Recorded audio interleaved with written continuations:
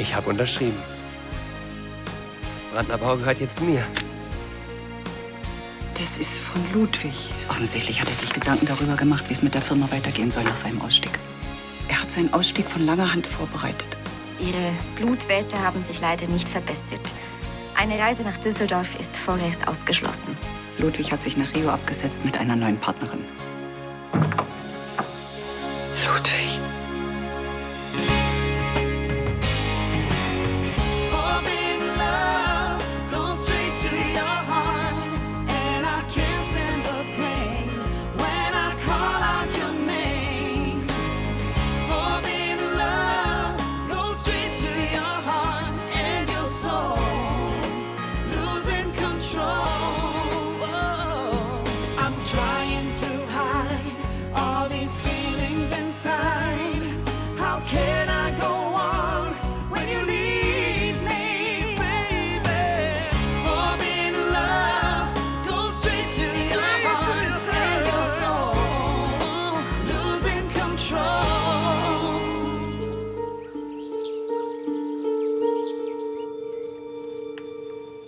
Ludwig, was machst du hier?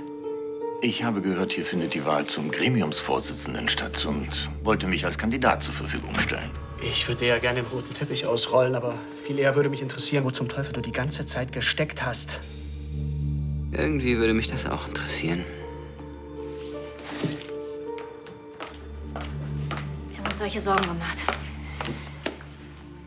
Und manche haben diese Zeit zu ihren Gunsten genutzt. Ja, in der Tat. Die liebe Tanja hat versucht, in deiner Abwesenheit Zwietracht zwischen dir und Lisbeth zu säen. Und dann musste sie plötzlich ganz dringend nach New York. Und jeder hier im Raum weiß, dass du dahinter gesteckt hast. Ich werde gern alle eure Fragen beantworten, aber erst sollte Elisabeth ihre Wahl treffen. Meine Wahl.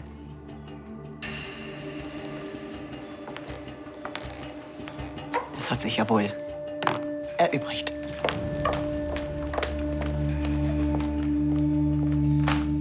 Willkommen auf Königsbrunn. Leo, jetzt bleib doch mal hier. Wo willst du jetzt hin? Weg, reicht das nicht? Leo, hör jetzt nicht auf, mach einfach weiter. Es interessiert keine Sau, ob ich singe oder nicht. Aber hallo, Emilio und mich interessiert's. Ja, und den Typen, der mir gerade den Volleyball an den Kopf geknallt hat. Weil der denkt, dass ich eine super Witzfigur auf der Bühne abgebe. Das war ein Versehen. Komm schon, du hast die Songs super drauf. Ich hatte Gänsehaut. Probier's noch mal. Ja? Leo, bitte. Ich kann das nicht. Okay, ich hab's versucht. Aber das war der endgültige Beweis. Ich und Bühne, das geht gar nicht. Leo, du musst... Leo! Mann, Emilio, das war jetzt ungefähr das Letzte, was passieren durfte nach dem ganzen Desaster im No Limits. Eins muss man Ludwig lassen. Sein Auftritt hat es dir. Verschwindet für Wochen und wir kämpfen hier mit einer Krise nach der anderen. Ist natürlich die ganze Zeit nicht zu erreichen. Und dann steht auf einmal mir nichts, dir nichts in der Tür und kein Wort der Erklärung. Und das wundert dich, passt doch zu ihm. Glaubt ihr nicht, dass es einen guten Grund für sein Verhalten gibt? Vielleicht hat er ja einen millionenschweren Deal an Land gezogen und er erklärt jetzt gerade Elisabeth, dass die Krise beendet ist. Ja, ja, herzlich willkommen bei Rebekkas Märchenstunde. Mein Gott, wenn er einen Weg gefunden hätte aus dieser Krise, dann wüssten wir das. Das darfst du mir glauben. Bist du mal wieder sauer, weil du die Chance auf den Gremiumsvorsitz verpasst hast? Sei lieber froh. Lisbeth hätte mich gewählt, da kannst du sicher sein. Ja, zum Glück kam ja Papa im richtigen Moment. Gibt eben doch noch Gerechtigkeit. Ja, als ob er es gewusst hätte. Das ist so ein Schwachsinn. Von Lahnstein? Was? Was ist eigentlich mit dir los? Wäre das jetzt nicht der perfekte Zeitpunkt, lässig nach einem Whisky zu greifen und mit zynischen Sprüchen darüber zu spekulieren, welche Lügen er Lisbeth gerade auftischt? Ich glaube kaum, dass Lisbeth davon irgendwas hören möchte. Danke übrigens, dass du mir deine Stimme gegeben hast. Gern geschehen. Ich muss los. Meine beste Freundin gibt heute ein Konzert. Manchmal muss man im Leben Prioritäten setzen. Halt dich einfach mal zurück, ja?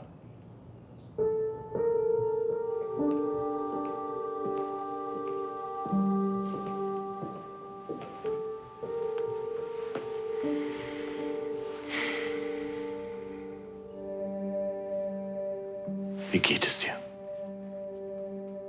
Du hast dich wochenlang nicht gemeldet. Ich hatte keine Ahnung, wo du bist. Dir hätte sonst was passiert sein können. Du hast dich einfach aus dem Staub gemacht, während hier über mir alles zusammengebrochen ist. Und jetzt tauchst du plötzlich auf und fragst mich allen Ernstes, wie es mir geht? Elisabeth. Ich hätte da noch ein paar andere Fragen im Angebot. Zum Beispiel, was ist während meiner Abwesenheit alles passiert? Wie haben es Elisabeth und der Rest des Gremiums geschafft, mit der Bankenkrise umzugehen, ohne meine Hilfe? Oder warum hat meine Tochter plötzlich in Kambodscha ein neues Leben angefangen? Oder warum habe ich meine Familie im Stich gelassen, ohne einen einzigen Hinweis auf meinen Aufenthaltsort? Sag mir, Ludwig, welche Frage davon interessiert dich am meisten?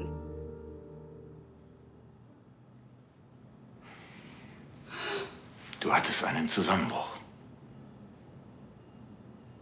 Deshalb bist du zurückgekommen. Was hast du denn noch alles verfolgt? Von wo auch immer? Ich weiß, dass Helena die Van Gogh-Reihe erobert hat und dass Sebastian die Immobiliensparte opfern musste. Ich war immer in deiner Nähe. Davon habe ich leider nichts gemerkt. Im Gegenteil.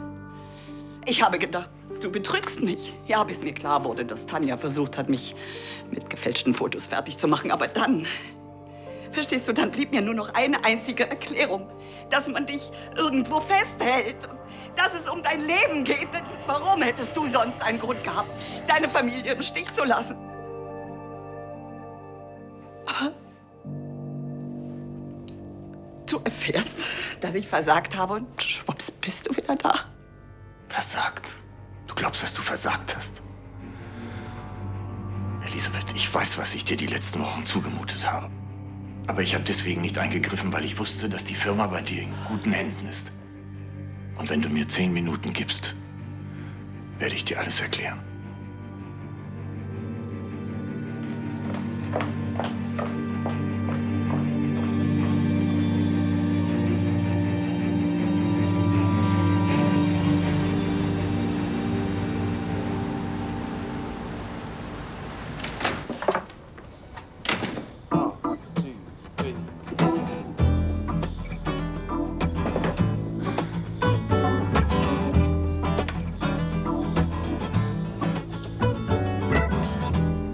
I've been waiting a long time.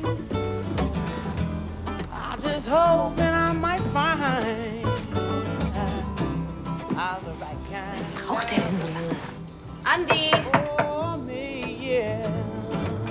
Was ist das denn? You know I've been a long time. Mein neuer Anzug. Ich wusste gar nicht, dass du weißt, was ein Anzug ist. Na, hör mal, ich bin doch jetzt Chef von Brandner Bau. Da brauche ich so ein Teil. Weil der alte Chef auch immer einen Anzug getragen hat. Also, jedenfalls brechen jetzt neue Zeiten an. Du machst mir Angst. Das ist doch mein Firmenhandy.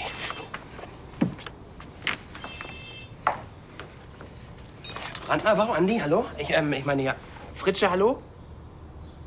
Rebecca. Ja, was denn? Okay. Alles klar. Machen. Da komme ich vorbei. Okay, ciao. Der erste Notfall. Bei den LCL-Leuten, da gibt's einen Dachschaden. Ich meine, das Dach ist kaputt und die haben halt einen Wasserschaden. Und ich dachte schon, ich bin an meinem ersten Arbeitstag nervös. Was? Ich bin doch nicht nervös. Übrigens, ab heute nennst du mich Chef, klar? Ich habe noch was. Die Dose vergessen, die Fotos. Wir müssen los. Chef.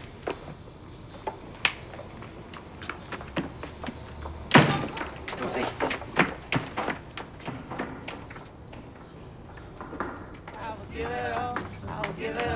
I will give it all up for you now, baby. I will give it all. I will give it all. I will give it all up for you now, baby.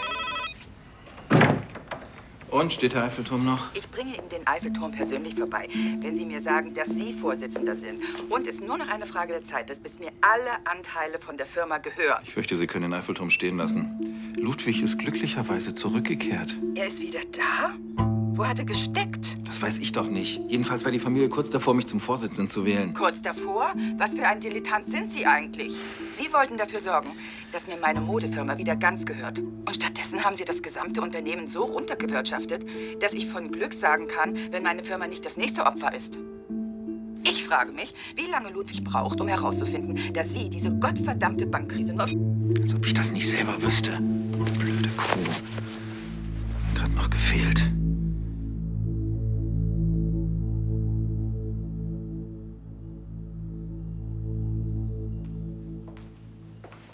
Ludwig? Elisabeth. Es tut mir leid, dass ich dich diesem ganzen Stress aussetzen musste.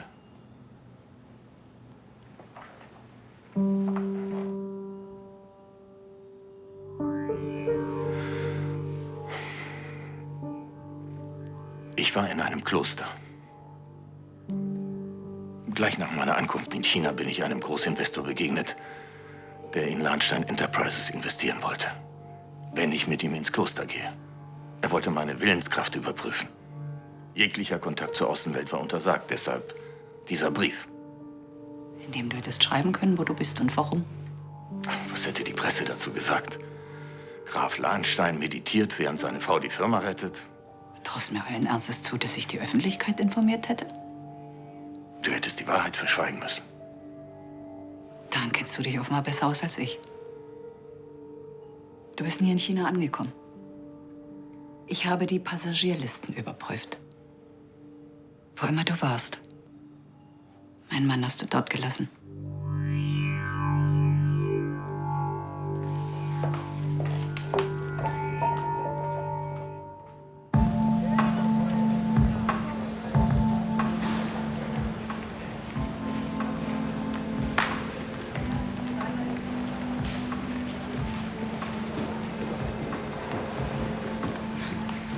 Was ist denn los? Wasserschaden. Oh. Kann ich helfen? Nee, Brandnerbau ist schon unterwegs. Oh, danke. Ich soll dir allerdings noch Stoffproben für Bademoden geben.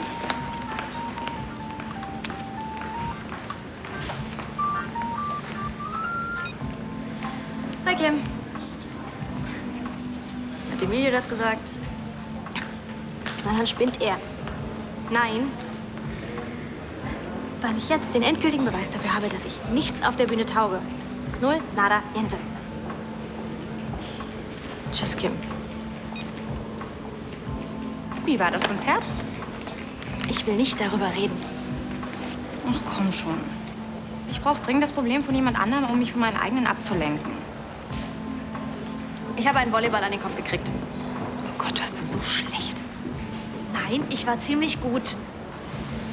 Aber? Der Volleyball, das war aus Versehen. Und warum hast du dann nicht einfach den Ball zurückgeworfen und weitergesungen? Weil mir keine Sau zugehört hat. Wenn du auf der Bühne stehst, musst du die Leute in deinen Bann ziehen. Die dürfen gar nicht anders wollen, als dir zuzuhören. Verstehst du? Sag mal, warst du eigentlich schon immer so eine Streberin? Ist es nicht geil genug, überhaupt auf so einer Bühne zu stehen? Du kapierst es nicht, oder? Ich habe meinen ganzen Mut zusammengenommen, um darauf zu gehen. Und ich war echt gut. Und dann hat mir einfach keiner zugehört.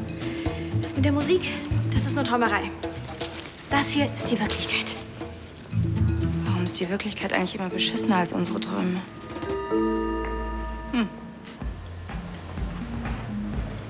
Die Sachen kommen nach unten. Danke. Das ist die Mailbox von Tanja von Lahnstein. Hinterlassen Sie eine Nachricht nach dem Ton. Wenn man Tanja und Clarissa einmal braucht, sind sie nicht zu erreichen. Sind Sie vom Brandnerbau? Andi, Anzug. Hey, Rebecca. Ja, ich bin jetzt Chef. Also, wo ist die Baustelle? Es hat ins Materiallager geregnet. Der Schaden ist immens. Es ist die neue Stofflieferung aus Indien. Es ist ein Desaster und Tanja und Clarissa, die sind nicht da und ich... Didi, Rainer, ihr holt schon mal die Stoffe aus dem Lager. Und vor jedem Arbeitsschritt Fotos nicht vergessen für die Versicherung. Bella, wir schauen uns den Schaden am Dach an. Und du, Rebecca, kannst jetzt erstmal tief durchatmen. Wir kümmern uns um alles. Okay.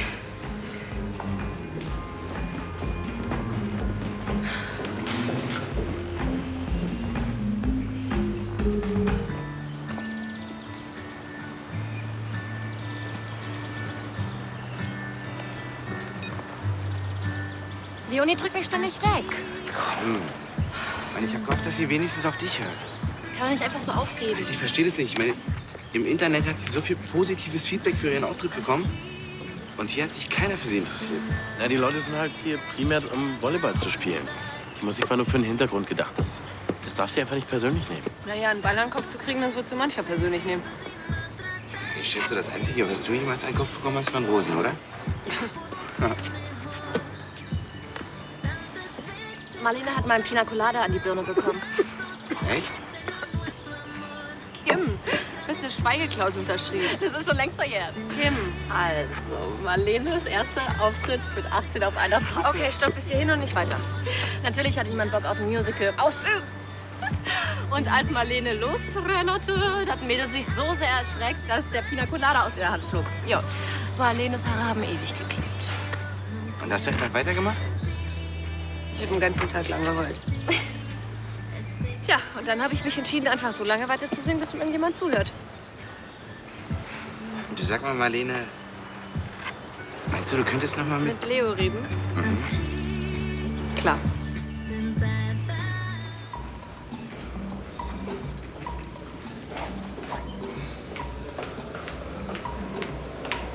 Bitte sag mir, dass deine Leute das heute noch hinkriegen. Oh, ja, also kein Problem.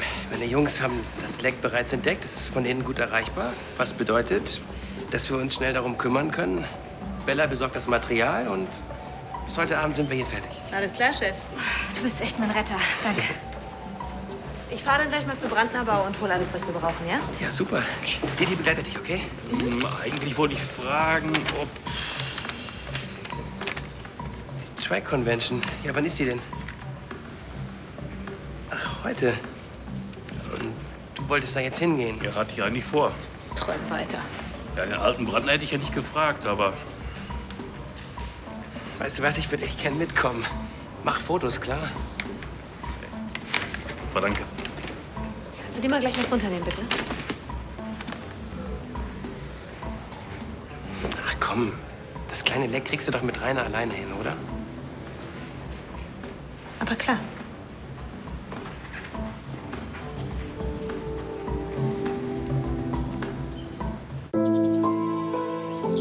Im Schweigekloster. Mit einem Investor. Das ist großartig. Von all den Geschichten, die ich mir in all den Jahren so ausgedacht habe, das ist mir nie eingefallen. Du warst noch nie besonders kreativ, Ansgar. Weißt du, was mich wirklich mal interessieren würde? Was hat eigentlich Lisbeth gesagt, nachdem sie die Passagierliste für deinen Chinaflug überprüft hat? Dein Name stand nicht drauf. Ich musste kurzfristig umdisponieren und habe eine andere Maschine genommen. Oh. Wo du doch in so einem Schweigekloster warst, wie habt ihr da eigentlich verhandelt? Gebärdensprache? Das erklärt zumindest, warum wir so lange nichts von dir gehört haben. Der Investor wollte meine Willenskraft überprüfen. Dazu braucht man keine Verhandlung. Habt ihr schon mal wochenlang geschwiegen? Hm? Herrliche Vorstellung. Ich bitte euch, ihr nehmt ihm diesen Schwachsinn doch nicht etwa ab. Viel wichtiger ist doch, hat der Investor dir deine Willenskraft abgekauft. Ja. Doch als wir das Kloster verließen, mussten wir feststellen, dass Ansgar in Shanghai gewesen ist, um nach mir zu recherchieren. Plötzlich war man sich über unseren Zusammenhalt nicht mehr so sicher und die Investoren haben sich zurückgezogen. Das ist ja wohl unfassbar. Schalten Sie auch morgen wieder ein, wenn es heißt, Ansgar ist an allem schuld. Bestimmte Dinge ändern sich offensichtlich nie. Deiner Machtgier haben wir es zu verdanken, dass wir in dieser Krise stecken. Aber jetzt ist Schluss damit. Ich bin zurück und werde wieder den Vorsitz im Gremium übernehmen.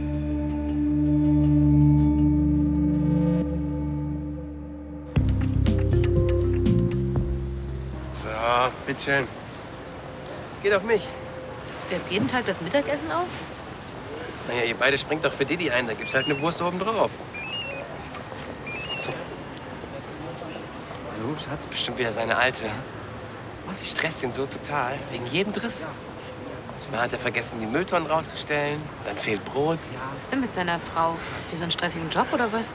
Nee, gar nicht. Die sitzt den ganzen Tag zu Hause, lackiert sich die Fingernägel, wenn sie ihn mal nicht tyrannisiert. Na, was war's diesmal? Der Hund ist wieder weggelaufen.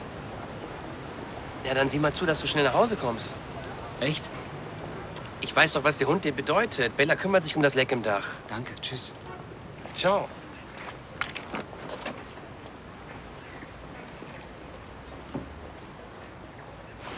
Ich müsste dann mal früher nach Hause. Mein Hamster hat Fieber. Welcher Hamster denn? Ja, keine Ahnung. Ist doch vollkommen Schnuppe. Du schickst doch eh jeden nach Hause. Dir doch vollkommen egal, wie ich das hier alleine fertig machen soll.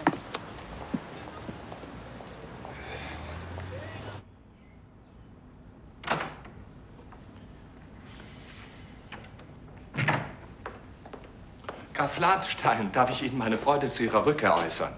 Danke, wenigstens einer. Sie sehen angegriffen aus, Graf. Soll ich vielleicht einen Arzt rufen? Nein, nein, ich bin nur etwas erschöpft von der langen Reise. Lassen Sie den Wagen hoch. Sehr wohl. Ludwig, lass uns nicht streiten, nicht jetzt. Die Firma braucht uns beide. Wenn ich dir etwas verheimlicht habe, Elisabeth, dann nur, um dich zu schützen. Ludwig, was ist mit dir? Du wirkst verändert und du siehst auch ganz angegriffen aus. Es ist alles in Ordnung. Der Wagen steht bereit, Graf. Danke, Justus. Lassen Sie meine Frau einen Tee servieren. Ach, du willst schon wieder weg? Für wie lange denn diesmal? Nur kurz in die Firma. Ja, da komme ich mit. Nein, du bleibst hier, du musst dich schon. Das werde ich. Aber erst nachdem ich dir ausführlich erzählt habe, wie ich die Firma während deiner Abwesenheit geführt habe. Ich lasse nicht zu, dass du noch einmal zusammenbrichst. Du bleibst.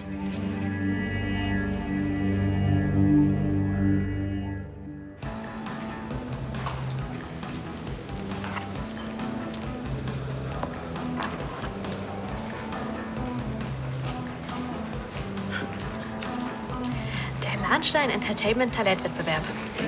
Na, das Lesen hast du immerhin noch nicht verlernt. Marlene, das Ding ist gelaufen. Ich war beim Vorentscheid und bin rausgeflogen. Schon vergessen? Nein, aber das ist jetzt auch völlig egal. Dann suchst du wohl jemand anderen. Wen denn?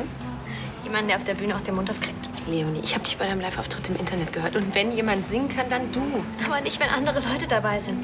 Beim ersten Mal habe ich keinen Ton rausgekriegt. Und beim zweiten Mal haben die Leute mich ignoriert. Dann klappt's beim nächsten Mal.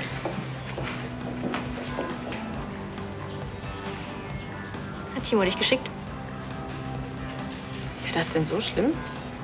Warum kann der mich mit dem Zeug nicht einfach mal in Ruhe lassen? Weil er an dich glaubt. Im Gegensatz zu dir. Dann soll er doch auf die Bühne gehen und sich nackig machen. Kann er mal gucken, wie das ist, wenn alle Leute über einen lachen. Viel Spaß.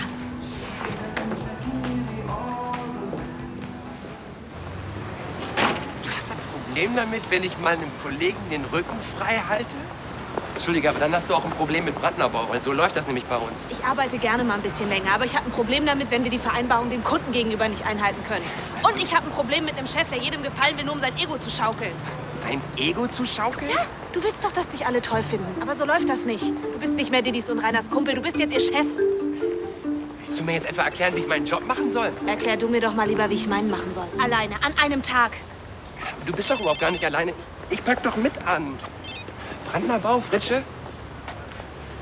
Wer ist da bitte? Doreen? Ach so, ja, Sie sind das. Tja, Doreen, ich muss mich halt noch daran gewöhnen, dass ich eine eigene Sekretärin habe. Es gibt den Termin beim Bauamt. Ja, nee, den habe ich wohl verschwitzt. Wann ist denn der genau? In einer halben Stunde. Oh, und wie lange wird das dann da? Den ganzen Tag. Verstehe. Nein, ist kein Problem. Gut, wiederhören. Na toll.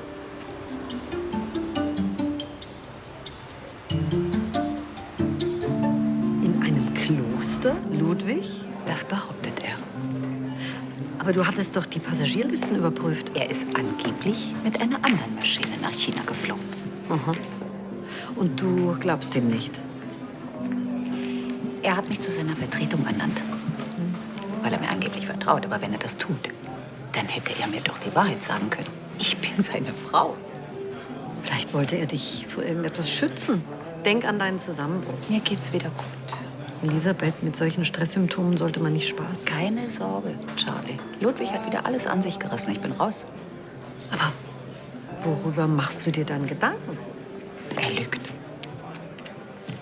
Ich weiß es. Und er nimmt lieber in Kauf, dass ich das Vertrauen in unsere Liebe verliere, als dass er mir die Wahrheit sagt. Dann muss das eine ziemlich schlimme Wahrheit sein.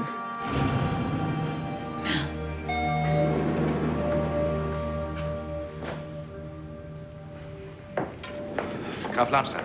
Dr. Mendes. Danke, dass Sie in Ihrer Dienstzeit hierher gekommen sind. Ging davon aus, dass Sie lieber nicht im Krankenhaus gesehen werden möchten. Ich wäre natürlich auch nach Königsbrunn gekommen. Ich wollte eh noch nach Ihrer Frau sehen. Ihre Familie weiß nichts von unserem Treffen. Ja, und das soll auch so bleiben. Ich nehme an, es geht um Ihre lange Abwesenheit. Sie waren gar nicht auf Dienstreise. Nein, ich war in Genf. In Genf? Sehr schöne Stadt.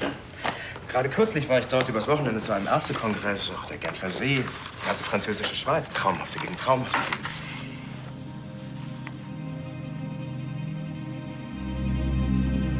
Oh Gott. Sie sagen es.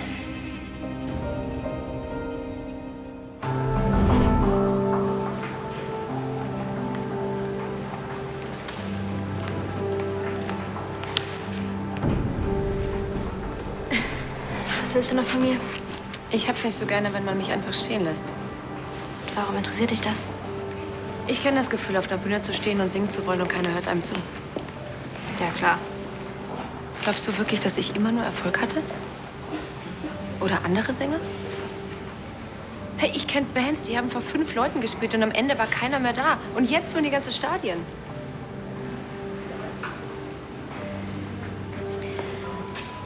Weißt du, wovor ich heute am meisten Angst hatte? Dass ich den Song singe und mein ganzes Gefühl da reinlege. Alles von mir gebe und zeige, wie ich wirklich bin. Und dann aber abgelehnt werde. Aber nein, es hat nicht mal jemand mitbekommen, dass ich überhaupt da war. Als ich zu meiner ersten Aufnahmeprüfung an der Gesangsschule gefahren bin. Weißt du, was der Prof da zu mir gesagt hat? Nutzen Sie Ihre Stimme, um sich ein Taxi zu bestellen. Und was hast du gemacht? Ja, ich habe ihm klar gemacht, dass ich dazu keine Kohle habe. Und dann wollte ich alles hinschmeißen. Aber meine Mutter hat so lange auf mich eingeredet, bis ich zu einer anderen Schule gefahren bin. Und die haben mich dann gerne genommen. Und da deine Mutter hier in Paris wohnt, werde ich diesen Part übernehmen. Die hat mir meinen Gesangslehrer mal geschenkt, um mir zu zeigen, dass er an mich glaubt. Aber weißt du, hat mir auch klar gemacht, dass das nicht reicht. Es reicht nicht, wenn andere dir sagen, was du drauf hast oder dir ein ganzes Publikum zujubelt. Die Frage ist vielmehr, glaubst du, dass du den Menschen was mitzuteilen hast? Siehst du dich selbst als Künstlerin? Es wird immer jemanden geben, der das daneben findet, was du machst. Andere wollen dich verunsichern, weil du einfach besser bist als sie. Aber du hast die Wahl. Willst du einfach aufgeben? Oder willst du für deine Ziele kämpfen?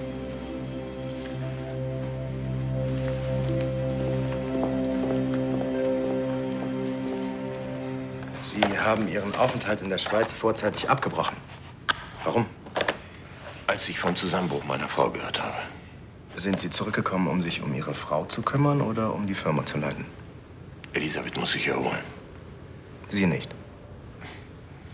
Glauben Sie nicht, dass es für Erholung ein bisschen zu spät ist bei mir?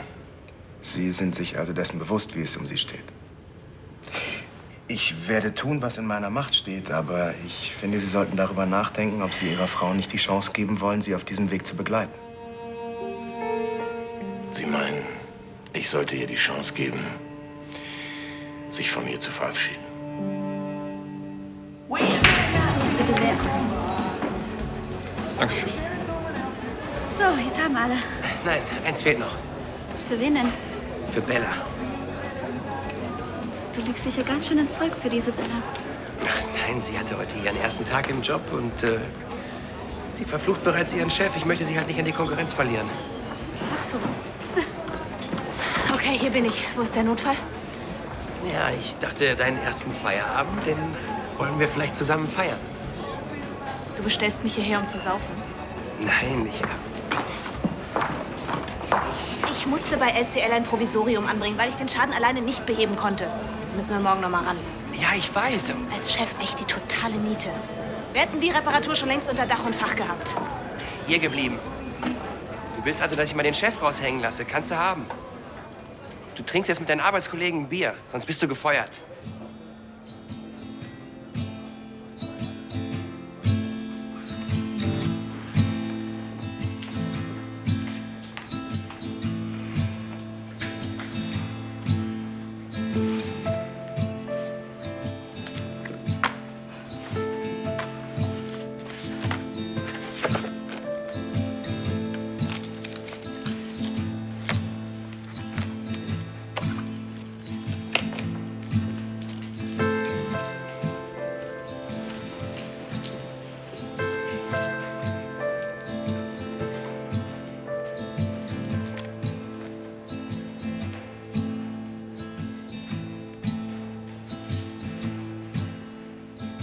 see her come down through the clouds.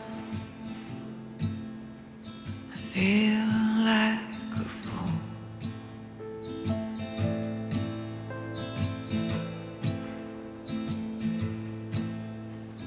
I ain't got nothing left to give.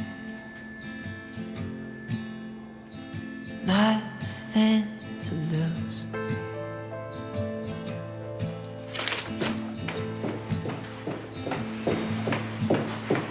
So come on, love, try yourself. Hi. Hey. Ich möchte eine zweite Chance haben und beim Talentwettbewerb mitmachen. Tut mir leid, aber du hattest deine Chance. Ich habe mich verunsichern lassen, aber das kommt nicht nochmal vor. Du hast beim Vorsingen keinen Piep rausgebracht. Ich kann dich da nicht mitmachen. Das geht nicht. Darf ich?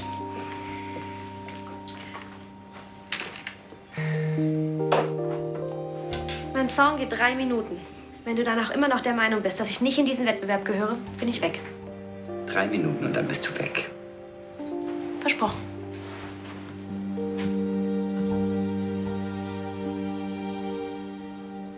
Did we go too far? I don't think so. Please don't break my heart. Don't let me go.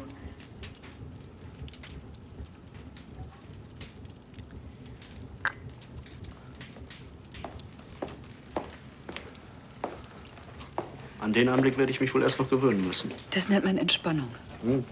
Deshalb sieht so entspannt aus. Ich übe noch. Ich hätte dich gewählt. Ja, wenn das so ist, dann schicke ich Ludwig doch direkt zurück in sein Kloster. Wenn er überhaupt in einem Kloster war. Du traust ihm nicht? Du etwa? Ich muss auf jeden Fall mit ihm reden. Wir müssen uns dringend unterhalten über diese Sammelklage wegen des Optionshauses. Zumindest in diesem Punkt brauche ich absolute Transparenz von seiner Seite. Tja, dann musst du in die Firma fahren. Komm ich gerade her, da ist er nicht.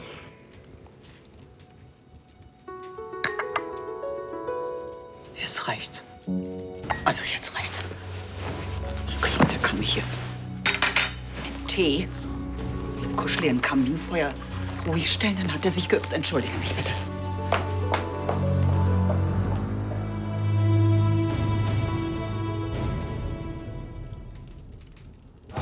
Ja, liebe Kollegen, heute hat ja mein erster Tag als Chef vom Brandnerbau begonnen.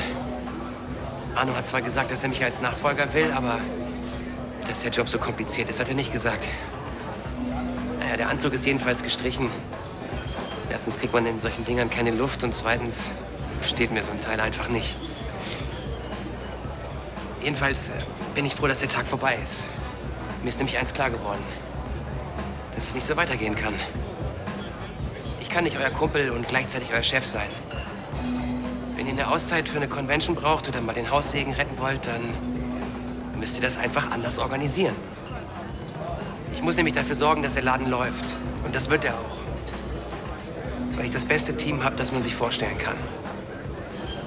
So, und jetzt ist mal Schluss mit diesem ganzen Fachgesimpel. Bei neuen Mitarbeitern gibt's da nicht sowas wie eine Feuertaufe? Nein. Oh doch. Nein. Nein. Du kommst jetzt hin.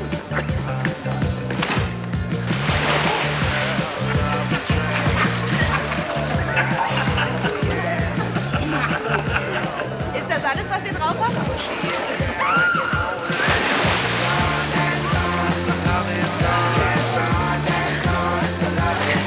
Please don't break my heart. Don't let me go.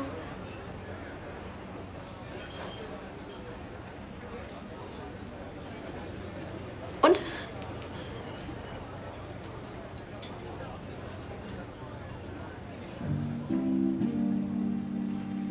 Gut. Ich krieg das auch allein hin. Ich habe mit meiner Musik etwas zu sagen und die Leute werden zuhören, weil ich auch die richtige Stimme dafür habe. Also, wenn du das nicht erkennst, dann wird es jemand anders erkennen. Tschüss. Du meinst, ich kenne dein Talent nicht? Ich überlege nur gerade, ob ich dich beim Wettbewerb mitmachen lasse oder ob ich gleich eine CD mit dir produziere. Aber wenn du nicht willst, dann... Nee, also ganz so war das jetzt gar nicht gemeint. Echt jetzt? Weißt nicht, wer dabei? Also, wenn du auf der Bühne genauso abrockst, dann hast du den Wettbewerb in der Tasche. Danke.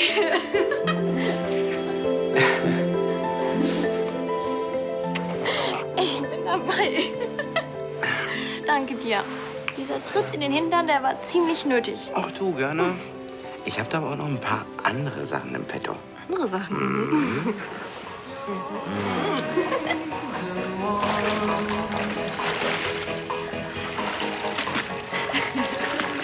Ach, danke. Bitte. Glückwunsch. Du hast deinen Chef schon am ersten Arbeitstag voll in der Hand. Wieso? Weil ich ihn in den Pool geschmissen habe? Weil er wegen dir dieses ganze Gerät veranstaltet hat. Wegen mir. Also, wenn Arno mich heute so gesehen hätte, ich glaube, der hätte mich ganz schön nass gemacht. Ich glaube, der wäre mächtig stolz auf dich gewesen. Aber nur, weil ich dich eingestellt habe. Ach ja? Im Kopf hatte ich meine Kündigung schon fertig. Untersteh dich. Ich brauch dich doch. Wieso? Naja, irgendjemand muss mir noch den Kopf waschen. Den Job übernehme ich gerne. Chef. Was, wie viele Klöster gibt es? Wollen Sie mir sagen, dass ganz China am Meditieren ist? Nein, ich kann die Umgebung nicht näher eingrenzen. Verdammt nochmal, es muss doch irgendein Verzeichnis geben. Man muss doch irgendwie erkennen können, wo ein deutscher Geschäftsmann wochenlang vor sich hingeschwiegen hat. In dem Land wird doch sonst alles überwacht. Ja, Idiot.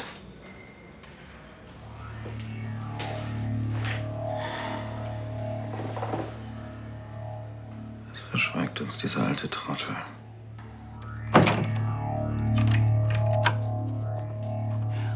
Ich will alles wissen. Die ganze Wahrheit. Du sagst, du fährst in die Firma, aber da warst du nicht. Du warst auch nicht in einem Kloster. Hab ich recht?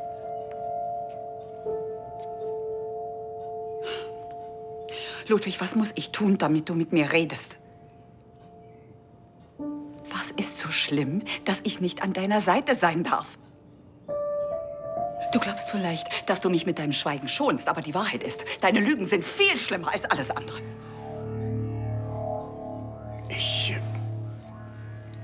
Ich wollte dir das ersparen. Ich habe gedacht, ich werde es in den Griff kriegen, aber Herrgott, was in den Griff kriegen? ich war nicht in China. Ich war in der Schweiz in einer Spezialklinik.